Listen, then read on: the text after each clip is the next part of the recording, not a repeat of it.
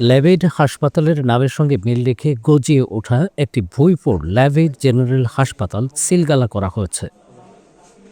বিশাল signboard টাঙিয়ে সেবার নামে টাকা বানানোর মেশিন যেন এই ভুঁইফোড় হাসপাতাল।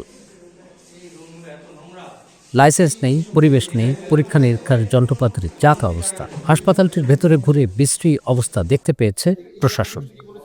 একেবারেই অস্বাস্থ্যকর এবং বিছানার চাদরগুলো দেখেন, তারপরে যে ওয়াল মগ গুলো খুবই নোংরা। এখানে একটা লেবার রুম আছে যেখানে নাকি নর্মাল ডেলিভারি হওয়ার কথা। আপনারা যদি লেবার রুম দেখেন তাহলে দেখেন এটা হলো নর্মাল ডেলিভারি হওয়ার জন্য যে একটা লেবার রুম বলে। এই ধরনের বেডে কিন্তু হচ্ছে আপনার নর্মাল ডেলিভারি করার নিয়ম নেই। নিয়ম হচ্ছে যে এই টাইপের বেডগুলো, কিন্তু এই বেড কি এখানে খুলতে পারবে? খোলা সম্ভব না। আর এখানে সব ময়লা এইগুলো করে রাখছে। তার মানে নর্মাল ডেলিভারি এনারা করান না, জোর করে সিজার বা এইসবের দিকে ঠেলে দেন। মানে এখানে নর্মাল ডেলিভারি করান না। 72 ঘন্টা ময়েশ্চার লক সমৃদ্ধ লিলি বডি ওয়াশ, শিয়া বাটারের গুডনেস স্কিন রিপেয়ার করে রাখে সফট ও গ্লোয়িং। হাসপাতালের যেরকম থাকা দরকার তার ন্যূনতম অবস্থাটাও নেই। আপনি যদি এই বিছানাটাই দেখেন, এখানে কি কেউ থাকতে পারবে? এটা ন্যূনতম ক্রাইটেরিয়া যে একটা হাসপাতালের প্রয়োজন তার নাই। এটা একদম জীবন মরণ প্রশ্ন একটা ডেলিভারির জন্য। অক্সিজেন সিলিন্ডার বাধ্যতামূলক থাকা দরকার একটা নর্মাল ডেলিভারির ক্ষেত্রেও। কিচ্ছু নেই। এবং যে ডেলিভারির জন্য যে লেবার বেডটা, ওটা একেবারে ফোল্ডেড অবস্থায়, ওখানে ওটা খোলারও সুযোগ নেই, মাথার দিকে উপরে ঘুরে। মানে এটা পুরোপুরি অকার্যকর। এখানে ল্যাবের কোনো অনুমোদন নেই, অনুমোদন ছাড়াই ল্যাবটা চালানো হচ্ছে।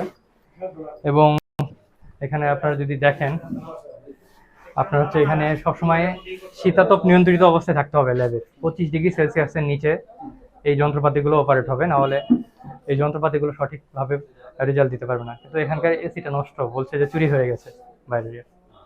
এটা একটা। হ্যাঁ, আর যে ফ্রিজে যদি দেখেন, এই যে এটা তো এখানে থাকার কথা না, তাই না? গ্লিসাব, যেটা গ্লিসারিন বিপি, এটা এখানে থাকার কথা না। সবগুলো মেয়াদ কি আছে? এখানে আছে মেয়াদ, মোটামুটি ঠিক আছে সবগুলো। একটা পরিপূর্ণ ল্যাব কিরকম হতে পারে আর এটা কি কি অসুবিধা? প্রথম কথা হলো এই ল্যাবের কোনো অনুমোদন নাই। এই হাসপাতালে ল্যাবের জন্য আলাদা অনুমোদন নিতে হয়। এই ল্যাবের কোনো অনুমোদন নাই, এখানে কোনো প্যাথোলজিস্ট নাই। এবং যে ল্যাবে যে টেকনোলজিস্ট, উনি হচ্ছে টেকনোলজিস্টও না। হ্যাঁ, আর হচ্ছে এখানকার যে আপনার টেম্পারেচার দরকার, রুমের যে অত্যানুকূল তাপমাত্রা, সেটাও এখানে নেই। পরিবেশ বলতে ল্যাবের পরিবেশ এরকম আরো সুন্দর সজ্জিত এবং সবগুলো। তাই 28 মার্চ অভিযান চালিয়ে এই নাম সর্বস্ব হাসপাতালটি বন্ধ করে দিয়েছেন ভ্রাম্যমাণ আদালত। জরিমানা করা হয়েছে একই ধরনের আরেকটি হাসপাতালকেও। আকস্মিক যে মোবাইল কোর্ট আমরা করি, সেই মোবাইল কোর্টের অভিযান। তো এই স্বাস্থ্য ক্ষেত্রের উপর যেহেতু আমাদের মাননীয় মন্ত্রী মহোদয় একটা জোর দিয়েছেন, সেজন্য আমরা স্বাস্থ্য ক্ষেত্রকে মানে অগ্রাধিকার দিয়ে অভিযানগুলো পরিচালনা করছি। এটা অব্যাহত থাকবে।